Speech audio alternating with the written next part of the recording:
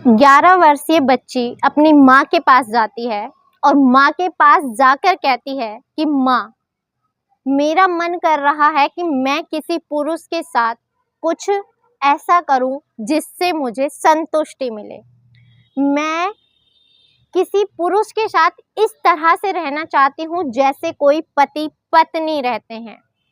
माँ सुनकर हकपका जाती है, सोच में पड़ जाती है कि उसकी बच्ची आखिर क्या बोल रही है।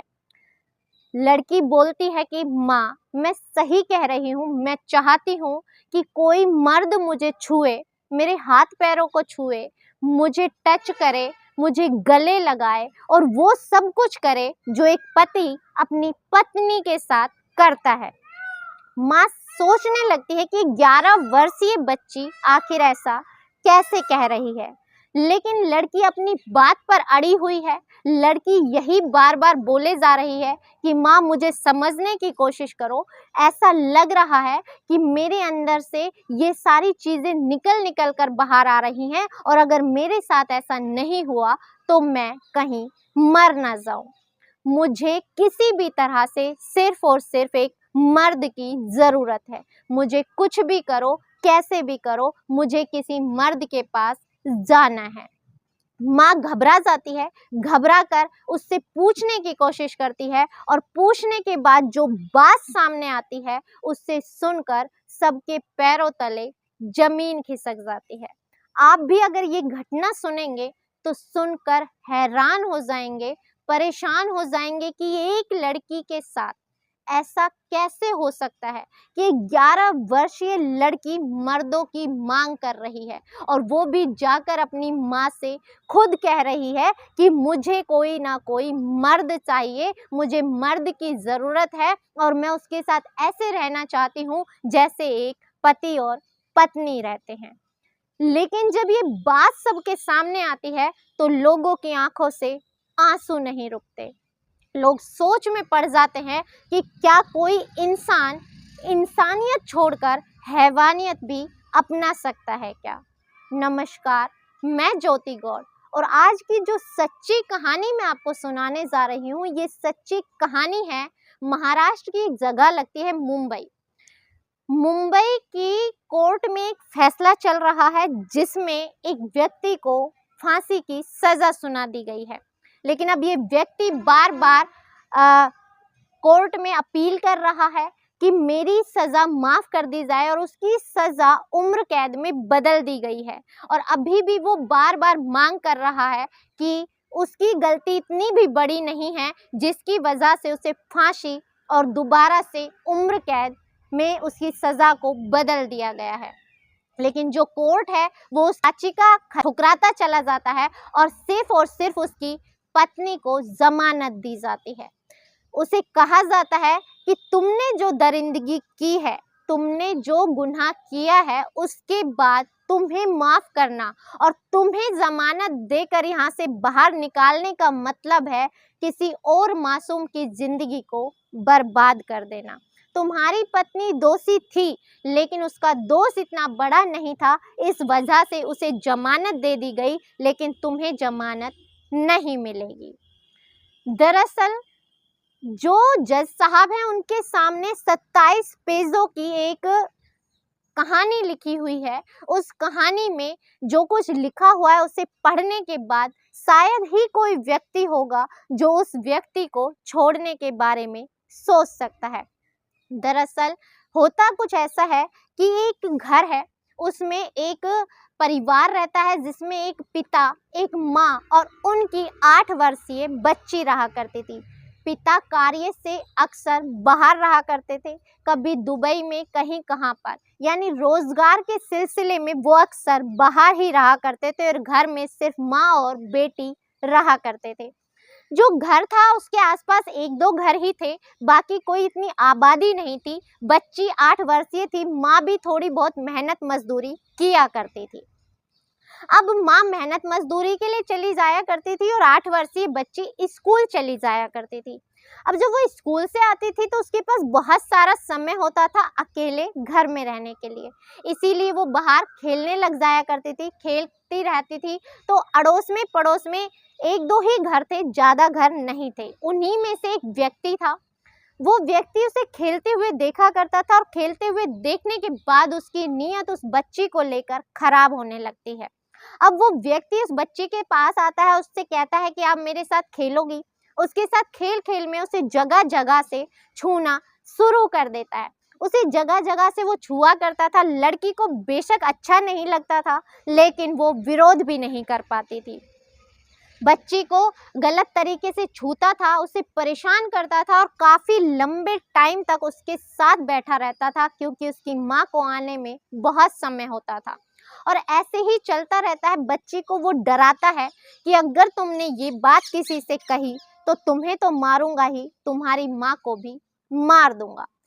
अब इसी के साथ वो व्यक्ति उस बच्ची को शक्तिवर्धक कुछ गोलियां देना शुरू कर देता है। 8 वर्षीय बच्ची को जब शक्तिवर्धक गोलियां दी जाती हैं तो उसके शरीर के हार्मोन्स अचानक से बदलने लगते हैं, अपना प्रभाव दिखाने लगते हैं। बच्ची के अंदर उत्तेजना बढ़ने लगती है और वो व्यक्ति जो उस लड़की के साथ कर सकता था वो सब कुछ कर पाता है।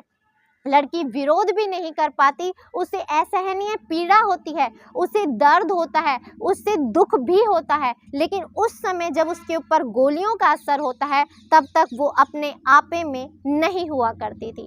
और ये सिलसिला अब चलने लगता है और किसी को इसकी कानो कान खबर नहीं होती। ऐसे ही करते करते बच्ची 11 साल की हो जाती है और लड़की के शरीर में बहुत तेजी से प्रभाव पड़ने लगता है। उसके शरीर का आकार और विकार दोनों बदलने लगते हैं। अब जो लड़की है उसे एक तरह से इस चीज की लत हो जाती है। उसे जो गोलियां दी जा रही हैं उससे उसके अंदर उत्तेजना बढ़ती है। उत्तेजना बढ़ने के साथ साथ वो जो व्यक्ति वो उसके साथ करना चाहता है वो उसे सब कुछ करने देती है और इसका वो विरोध भी नहीं करती। लेकिन एक दिन वो अपनी माँ के पास जाती है और जाकर अपनी माँ को सारी बात बता देती है। उसे बताती है कि माँ, मैं जो पड़ोस के अंकल हैं वो मुझे कोई दवाई देते हैं और दवाई देने के बाद मैं अपना आपा भूल जाती हूँ और मैं अपना आपा इस कदर भूल जाती हूँ कि मैं अपने होश में नहीं रहती। उस वक्त सिर्फ मुझे ये लगता है कि कोई मर्द हो जो मुझे छुए, मुझे गले से लगाए और वो सारा कार्य करे जो वो अपनी पत्नी के साथ करता है। माँ सुनकर चौंक जाती है और बच्ची माँ को ये भी बताती है कि अंकल उसके साथ गलत करने की भी कोशिश करते हैं।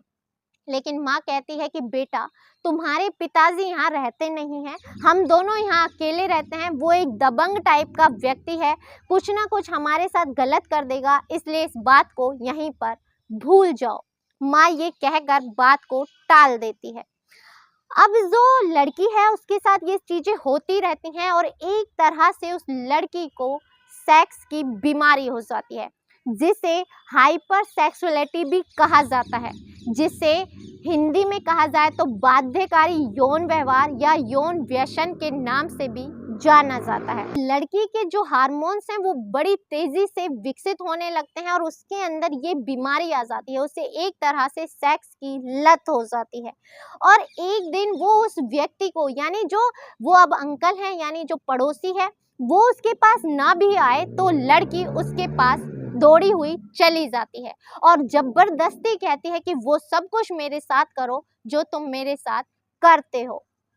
अब ये सिलसिला आम होने लगता है, यहाँ तक कि उसकी पत्नी ने, जो अंकल हैं उसकी पत्नी ने भी उन दोनों को गलत कार्य करते हुए एक दिन देख लिया, लेकिन वो कुछ नहीं बोलती, शांत रहती है। और इसके बाद ये सिलसिला अब चलता रहता है। लेकिन जैसे जैसे उस लड़की की उम्र बढ़ती है, वो जो व्यक्ति होता है उसकी उम्र से बहुत दुगनी से तिगुनी होती है।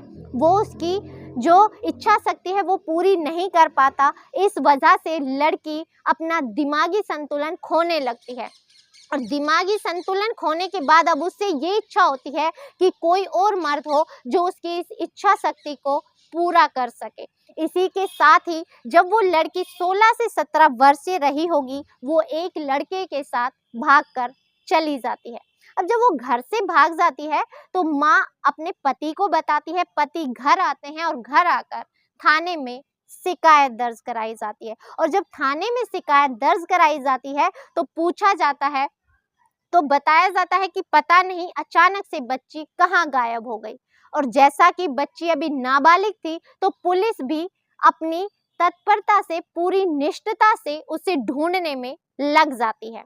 अब पुलिस अपनी छानबीन कर रही होती है, तभी पुलिस सोचती है कि क्यों ना उसके कमरे की तलाशी ली जाए, ताकि कुछ ना कुछ तो मिल ही सकता है। उसके कमरे की जब तलाशी ली जाती है, तो एक डायरी मिलती है जिसमें 27 पन्नों की एक पूरी कहानी लिखी हुई थी, जिसमें उस बच्ची ने लिखा हुआ था कि 8 वर्षीय जब वो बच्ची थी, तब से लेकर आज तक उसके साथ क्या-क्या हुआ, कैसे उसके पड़ोस के अंकल ने उसे गोलियां दी, कैसे उसे इस बीमारी का आदी बनाया और कैसे वो इस चीज़ के अंदर फंसती चली गई। उसने अपनी माँ तक को बताने की कोशिश की, लेकिन माँ ने भी उसकी मदद नहीं करी।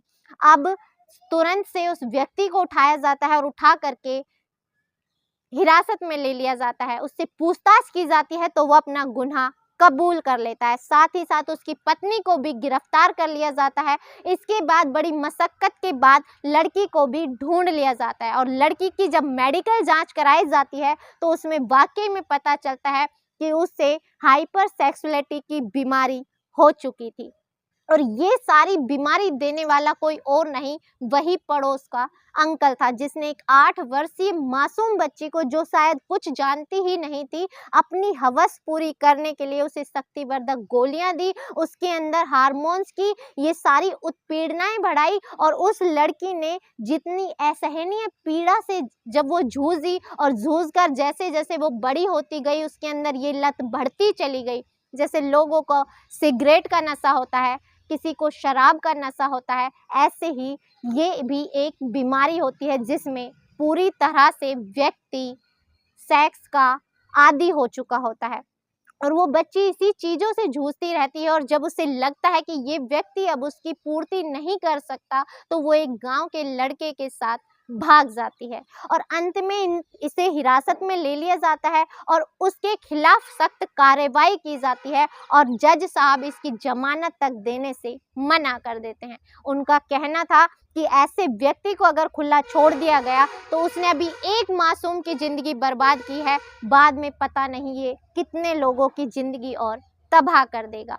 इस कहानी को सुनाने का उद्देश्य आपको दुखी करना, परेशान करना या आपकी भावनाओं को ठेस पहुंचाना नहीं है, बल्कि आपको सचेत करना है, जागृत करना है कि आज के वक्त में ऐसे गिद्ध और भेड़िए हमारे आसपास ही होते हैं। अगर हमारे घर में बच्चियां हैं, महिलाएं हैं, तो उन पर पूरा ध्यान रखें, उनसे बातचीत करते रहें, उनसे दोस्ताना व्यवहार बनाएं, उन बच्चियों के मन की बातें जानने की कोशिश करें कि वो हमें क्या बताना चाह रही हैं। लोग लाज इन चीज़ों में ना फंसें। आप चाहें तो उसकी ज़िंदगी बर्बाद होने से बचा सकते हैं। इसी के साथ इजाज़त दीजिए, मिलते हैं अगली किसी सच्ची कहानी के साथ। तब तक अपना ख्याल रखें, स्वस्थ रहें, सतर्क रहें। जय हिंद, जय भारत।